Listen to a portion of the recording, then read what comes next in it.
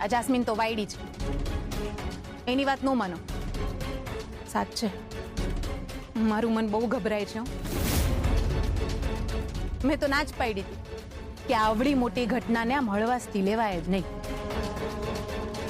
આ મારા પિયરિયાની પીવું પંચમિયા એની હારે આમ જ થયું હતું. એની બંગડી તૂટી ગઈ ને દોઢી કાંઈ ન થાય એમ કરીને બેહી રહી. હું થયું ખબર છે? ઈ જ રાતે એનો વર એને મૂકીને વયો ગયો. ઓ બાપરે, બોલો.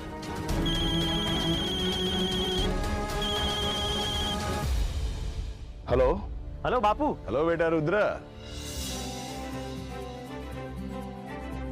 અહીંયા જે કામ કરવા માટે આવ્યો હતો ને, આજે કામ શરૂ કરવાનો કાગળ મળી ગયો. શું વાત કરે છે? હા, આ તો બહુ સારા સમાચાર છે. કહું છું, સાંભળ્યું? આપણા દત્તુને પહેલી સફળતા મળી ગઈ છે. એ જે કામ માટે ગયો હતો ને, એ કામ માટેનો એને લેટર મળી ગયો છે. હે ભગવાન, હવે મારો દીકરો નોકરી કરશે. એ કૌશલ્યા, લે લે વાત કર તારા દત્તુ હારે. હલો હલો હલો દત્તુ, મારી. દત્તુ નોકરી મળી ગઈ, કાગળિયું મળી ગયું ને? હા. બહુ સારું કહેવાય બેટા. જીવતો રે દીકરા. ભગવાન તને ખૂબ સફળતા આપે. તું હવે ઘરે પાછો ક્યારે આવીશ? બસ આ લગન પતશે એટલે આવી જઈશ. પછી બજરંગબલીની પૂજા કરશું. હા હા, તું જે કહીશ ને એ બધું કરશું આપણે ભેગા મળીને. હા, ભગવાન તને ખૂબ સફળતા આપે બેટા. તું જે ધારે ને તારે એ બધા કામ પાર પડે. તું તારું ધ્યાન રાખજે હે દીકરા. સુખી થાજે. હા મારી, તારું ધ્યાન રાખજો. ફોન મૂકું છું. હા હા, જા વાંધો નહીં. હા, તાર ધ્યાન રાખજે બેટા. હા મારી.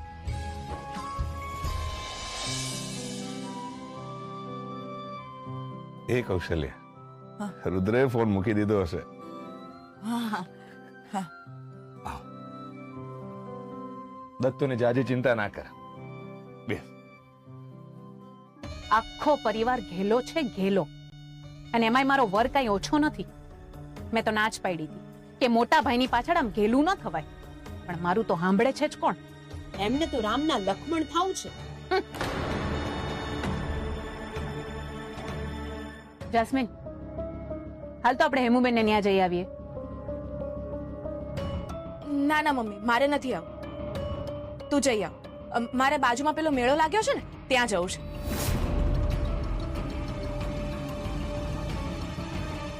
મોટા મમ્મી, હાલો તમે રૂમમાં જઈને આરામ કરો. કરો, બધાય મન મરજીનું કરો આ ઘરમાં. મારો સાથ તો કોઈ દેવાનું નથી. હું તો એકલી જ છું ને. એ પદ્માડી, શું થયું તને? કેમ આવું બોલસ? ભાભી જવા દો ને, બોયલા રાખે. છોડો બધી વાત. હું કામ છોડો?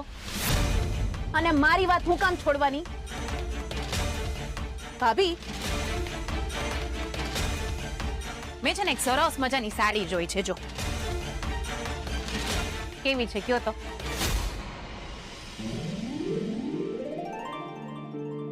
હલે લે, આ તો બહુ સારી છે. પણ પદ્મા, તું ને હું આવી સાડી પહેરીને ક્યાં જવાના હતા હવે? આ છોકરીઓ વાટું લેવી હોય તો લેવાય. નો લેવાય, આપણાથી નો લેવાય ભાભી. હું કામ નો લેવાય? કેમ આવું કરસ? આ છોકરીઓના લગ્ન લેવાના આવશે, ઈ ટાણે આણું ભરવા ને કારવા આવી સાડીઓ લેશું ને આપણે. બોલવું સહેલું છે ભાભી. આ એક સાડી 22,000ની છે. હાય હાય, 22,000ની છે આ સાડી? હા, અમે લઈ હૈકા હોત. જો મોટા ભાઈએ તમારી જેમ બીજા કરતા પહેલા ઘરની દીકરીઓનો વિચાર કર્યો હોત ને તો. આ હું બોલસ તું? હું કેવું છે તારે? કોનો વિચાર કર્યો તારા ભાઈએ? ભાભી, તમે હવે ભોળા નો બનો. તાર કેવું શું છે?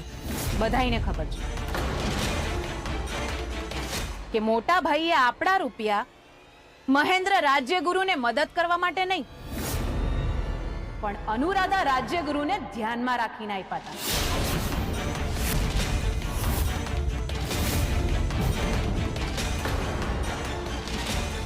આમ બધાય મને હું જોઈ રહ્યા છો? હું ખોટું કીધું છે મેં? બોલો ને, હું ખોટું બોલી છું હું? પદ્મા, બસ હવે આ વાત બંધ કર. ભાભી, મારું મોઢું હું કેમ બંધ કરાવો છો? બધાઈને ખબર છે, નામ ખાલી મહેન્દ્ર રાજ્યગુરુનું હતું, બાકી મોટા ભાઈએ રૂપિયા તો અનુરાધા રાજ્યગુરુને જ દીધા છે. પદ્મા, મોટા ભાઈ, તમે તમારા ભાઈબંધ કરતા પહેલા એકવાર જો તમારા ભાઈનો વિચાર કર્યો હોત ને, તો મારે આજે આવું બધું બોલવું ન પડત. તમે પારકાને આમ લાણી કરતા ફરશો તો પછી અમારા હાથમાં શું આવશે? અને તમે તમારા ભાગનું દઈ દ્યો ને. મેં તો ના જ પાડી હતી કે હું ક્યારે એમાં વાંધો નહીં ઉપાડું, પણ તમે તો ઘરના બધાય રૂપિયા આમ ઉડાડી નાખશો તો પછી અમારું શું થશે? અને અમે કઈ થોડી તમારી પાસે ભાગ માંગી શકવાના હતા. પદ્મા, આ બધું બોલીને તું ભાગ જ માંગી રહી છે. તો તમે એમ જ સમજો ભાભી, અમારી દીકરી છે, અમારે એના લગ્ન કરવાના છે. મોટા ભાઈ ગામને લાણી કરીને બધાય ફદિયા હવા કરી નાખશે તો પછી હું લગ્ન ટાણે અમારે ગામવાળાઓની અમે ભીખ માંગવા નીકળવાનું? પુરોહિત પરિવારના કોઈ પણ સદસ્યએ ક્યાંય ભીખ માંગવા નહીં જવું પડે, સમજી તું? તારી જાસ્મીનના લગ્ન માટે તને પૈસા મળી જશે. બોલ, કેટલા પૈસા જોઈએ તને જેથી તારા જીવને ધરપત થાય? બોલ, કેટલા પૈસા જોઈએ? 10 લાખ.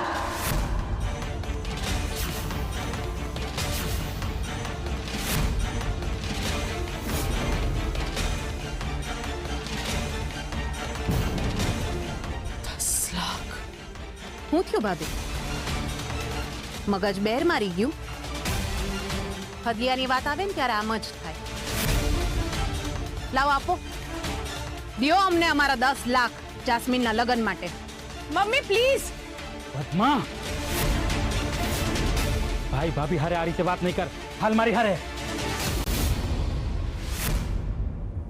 મળી જાય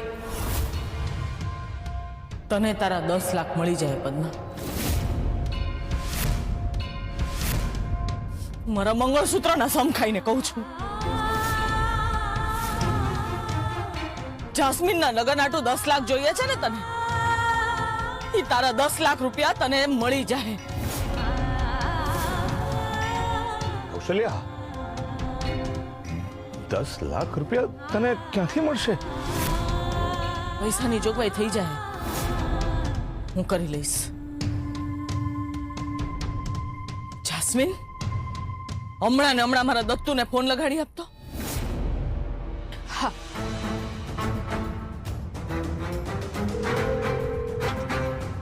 હલો. હેલો ભાઈ, મોટા મમ્મીને તમારી હારે વાત કરવી છે. હા. દત્તુ, હા માડી, બોલ. મને આવતા ચૈત્ર મહિના સુધી 10 લાખ રૂપિયા જોઈએ છે. જાસ્મીનના લગ્ન કરાવવા. માડી, શું થયું? સામા સવાલ નહીં કર. તું જો તારી માડીનો દીકરો હોય ને તો મને વચન આપ કે તું જાસ્મીનના લગ્ન કરાવવા હાટું 10 લાખ રૂપિયા જમા કરીને લાવીશ. તને મારા સમજ.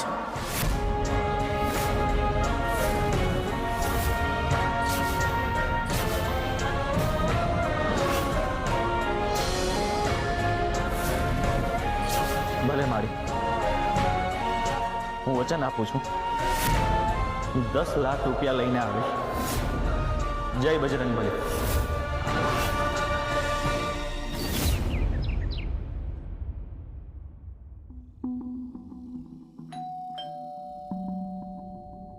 રુદ્ર, ઓ રુદ્ર, હા, બેલ વાગી, દરવાજો ખોલ. બેલ વાગી? મને સંભળાય જ નહીં. ભાઈ ઊભો છે તો દરવાજો ખોલ ને. હા હા, ખોલ.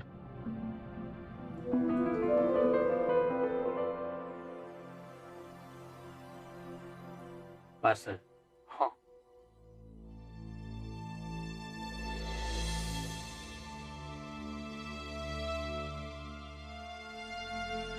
મારું પાર્સલ આ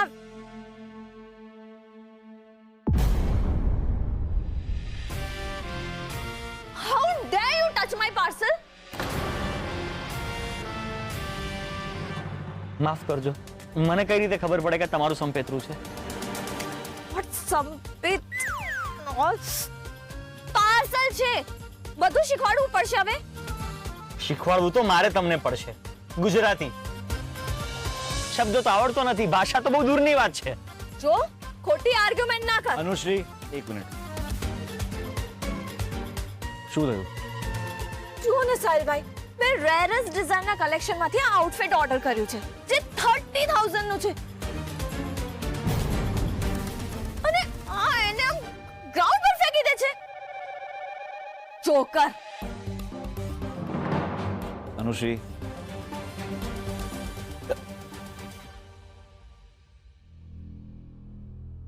તને તારું પાર્સલ મળી ગયું ને?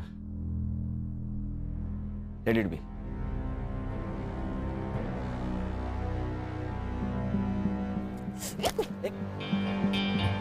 ઇડિયટ.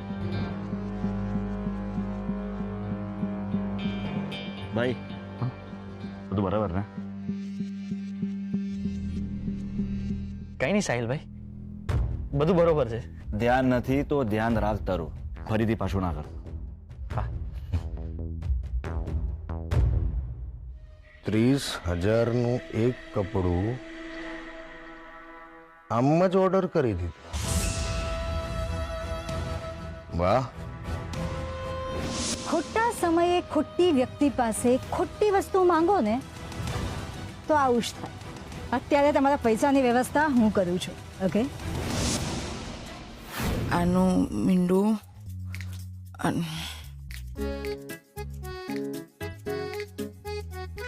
ખબર નહીં આના બાપુ કેમ કરતા હશે. માસ્તર તો હરખાઈનું થતું જ નથી. પાછું કરી જો. 25 શું કરે છે? ઓલું શાકભાજી નહીં હિસાબ. એ કૌશલ્ય, બોલ ને, શું કરે છે? આપણે મારા દત્તુનો પગાર કેટલો? કેમ?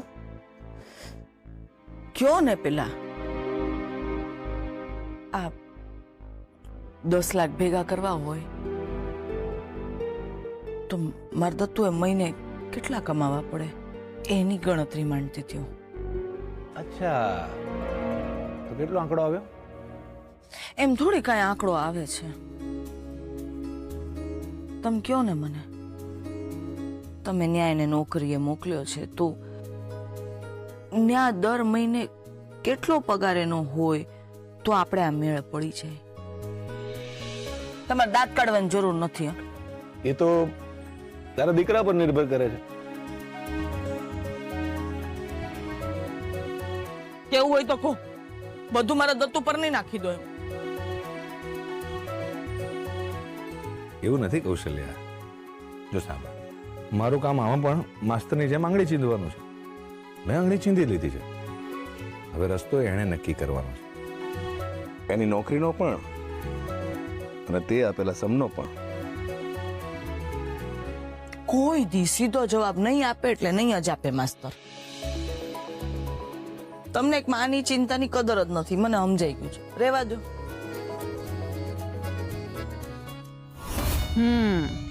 હવે ખબર પડશે ભાભીને કે પૈસા આપી દેવા કેટલા સહેલા છે પણ પૈસા ભેગા કરવા કેટલા અઘરા.